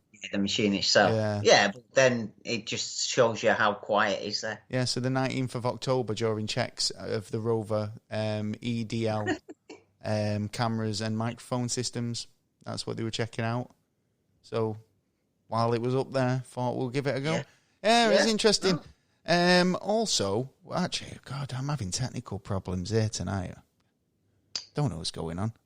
Wow, anyway, I think that's pretty much it for the news. Have you got anything else you want to add? No, I'm brilliant. You are indeed. Well, I'm not going to argue with that. Well, I think winding up the show. We do have a featured podcast this week, which is Spy Hard, and we did this last week for Spy Hard. Spy Hard is a movie podcast. And I'll get you the information up now. So basically, Go over, have a little look. Here we go. Sorry. Spy Hard is a podcast of weekly film podcast which decode classic spy cinema, hosted by special agents Scott and Cam. Treat yourself. It's pretty good if you like movies and you like spy movies. Get over there. Here's a bit of... Oh, well, check out the promo. You make your minds up. Yeah. I'm Agent Scott. And I'm Cam, the provocateur. And we are the Spy Hards podcast. Together we go deep undercover into the world of spy movies to decode the best and worst of spy cinema. Will the film make the knock list? Well, Cam, what is the knock list? The knock list is the need to see official classics of the Spy Hards podcast. We are curating the ultimate list of spy films, and so we're going to bounce all over the place from James Bond to Jason Bourne to who knows what, and determine whether they belong in the pantheon of all-time great spy films. That's right. So join us every Tuesday on all your favorite podcast apps. Just search Spy Hards, that's SPYHARDS. But until then, listeners, good luck among the shadows.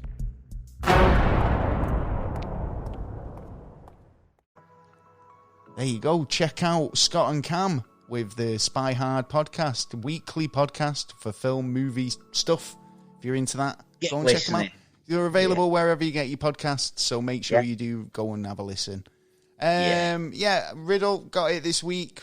What is it? 5-2 to me. 5-2. Yeah, you bugger. Oh, you're beautiful. Well, I'm a sex god. the head god, the godhead. Well, got some shout outs for our Patreons.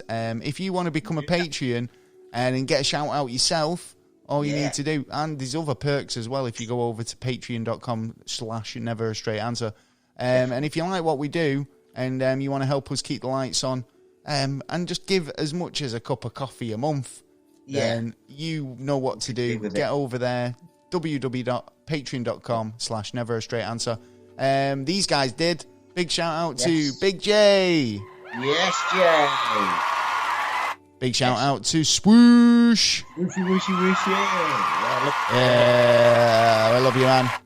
Big shout out to Dunk. Dunk.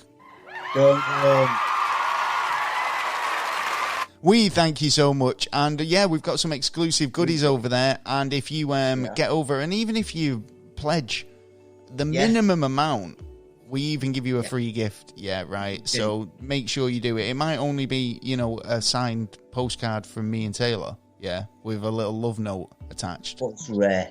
But it's rare as rocking our shit. Yeah. Special editions, these. You'll limited. never see them anywhere else. Nope. Well, you won't see him anywhere. But there you go. Well, we've got some honourable mentions this week, as usual. Big shout out to Big the wrestling dude, Sergeant Slaughter. He's one of our fans, He listens to us. No, I don't know he does, but he follows us on Twitter. Thanks for the follow. Big shout out to Jimmy Evans.